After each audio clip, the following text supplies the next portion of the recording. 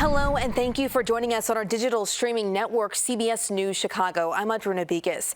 Today, foreign ministers in Ukraine and Russia will meet in Turkey. This is the highest level talks since the invasion began. Some are worried that despite these talks, Russia may start using chemical weapons against Ukraine. We wanted to speak with someone who is working on the ground, helping refugees and witnessing this humanitarian crisis firsthand. Joining me now, James Elder. He's joining on the phone. He's a spokesperson for UNICEF on the ground in Ukraine right now. James, we appreciate you joining us so much in the midst of this, and we want to get started right away. Is that okay? Yes, of course. No, let's start. Okay. Connect. All right. Well, you have been on the front lines. Some of us can't even imagine what that's like, responding to this humanitarian crisis. Can you talk about what UNICEF's doing on the ground and what you've witnessed there? Yeah, of course. Look, what I've witnessed is absolutely harrowing, I have to say. Whether it's been the imagery everyone may have seen of the maternity hospital that was bombed last night. We've seen what that looks like. That's women giving birth, in the middle of what should be a wonderful moment for them, being bombarded again by indiscriminate fire, whether it's the thousands of children in bunkers or the millions on the move, millions. We've seen 1 million children have to flee this country. It's harrowing, it's sorrowful and stressful, and it's deeply, deeply dangerous for those children. Oh my gosh, we're looking at pictures as we hear you talk of the devastation that you're referencing. We know UNICEF has been ramping up support at what are called Blue Dot centers in neighboring countries. Can you tell us what those are and how that helps Ukrainian refugees? Yeah, absolutely. The thing is, again, I'm really always loath to use numbers too much. They're hard to quantify, and we get dulled by them. But 1 million children fleeing this country is, in the speed and swiftness of it, 1 million boys and girls in 12 days is unprecedented since World War II. And each of those has fled, often said goodbye to a father, a grandparent, seen bombing, and they're traumatized. There's under a great deal of stress, and that's terrifying for Ukraine, this young nation. And some of them are separated. So there's blue dots, as you say, that are sort of spotted across the landscape as people are fleeing and coming into Poland, Romania. They're service centres. They're a safe place for kids to rest and just breathe for a moment. They've got playthings. They're a place where families can get information about what's the next step, what's going on. They're places where we can look if children are separated. This is what we call tracking and tracing, so critical. The vast majority of people are opening their hearts and support to these families, but there are people with dark intent as well who seize on crisis moments. So we've got to make sure that children, if they're separated, get back very quickly to family members or community members or someone we know and trust. So there's a lot of tracking and tracing along these harrowing journeys that UNICEF does. Wow, you mentioned just now 1 million children have fled Ukraine. We talked about some making that journey alone, away from their family. So much psychological trauma that we don't even know about right now, James. Yeah, there really is. I've seen, borderlines that go for miles of people in freezing conditions, and they've traveled for days to get there, and children and babies, they don't cry, and people often remark on that about, look how calm they are. Children not crying in that situation is a sign of stress. It's a sign of impending trauma, as is, as those children their father gets on there and he sort of haunches and farewells them, says, look, you're going to a country you've never heard of, and Dad's staying behind.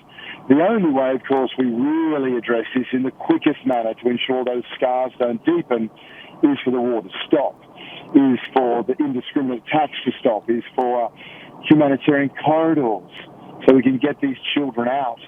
But in the insanity of this, while that doesn't happen, then this is the kind of work UNICEF and others need to be doing at a massive scale too, a massive scale given the enormity of needs. Wow. And as this war just changes rapidly, providing those critical supplies, protection services, you know better than us, more crucial than ever. On Sunday, UNICEF delivered life-saving items to 22 hospitals. What did that include, and how vast is this amount of stuff that was given? Yeah, it's it's life-saving. It really is, and it's pretty inspiring when you see it offloading trucks. Normally, that horrendous sound as a truck is reversing and beep beep is pretty cringeworthy. This is wonderful. It's surgical equipment. It's oxygen cylinders. It's midwifery equipment because women are having babies in bunkers. It's first aid kits. It's also, preschool, early childhood stuff, recreation kits. So it goes into those places where doctors are working in terrible conditions. We want many, it was about, as you say, 60 tons, hundreds of tons are on their way. UNICEF is very lucky. We have the biggest humanitarian supply hub on the planet in Copenhagen, not too far of a drive from here. So we know we need hundreds more tons, and we need to go, to hospitals across the country. That's the reality whilst the war continues, and that's what we'll keep doing with more supplies like that, and so much more. Wow, I'm so glad we're talking with you because it's very good awareness for what's done and the need that still will continue on for a very long time. A lot of people watching are going to be wondering what they can do to support UNICEF's efforts. What can you tell them about what we can do here? Yeah, it's a great question. And I've got to say, your listeners, and you've obviously got a global audience online, have been, really magnificent. They've really put their hands in their pockets. So there's lots of organisations. I know the one I work for. I know UNICEF is on the ground. I know we get the best deals when it comes to emergency medical supplies or vaccines or water. So, UNICEFUSA.org is a great place to start to see what's going on, and hopefully those people who have a few extra dollars, or those big organisations, I have to say, big companies that have more than a few extra dollars, it gets on those trucks and it gets to those hospitals and those people that we've been speaking about. Awesome. It's been so amazing to see the grassroots effort here in the city of Chicago. But like you said, there's efforts going on across the world that you're participating in. Quickly, what other areas are UNICEF reps stationed right now, and anything that I missed that you want to say right now? Yeah, no, it's a massive operation. It's in all these border countries we are, and I've got to be really candid that the level of need right now, 1 million children, bombings on civilian areas, on playgrounds, on schools, the demand is outstripping the supply. Now, we will keep, people say people work 24/7. No one can do that. I am seeing Ukrainian colleagues who work for UNICEF work 16-hour days, then be with their families for 5 hours, check in on others and get a couple of hours sleep. So that's the commitment and passion. But it's mirrored. It's mirrored by pediatricians. It's mirrored by grandmothers on the side of the road cooking food for people fleeing. It's mirrored by 18-year-old IT expert registering people. It's an amazing level of support, and anything that anyone else can do who are further afield, reaches these people. Wow. James Elder, thank you for sharing so much valuable information with us as we continue to just try and wrap our heads around, support, understand what is happening. Thank you.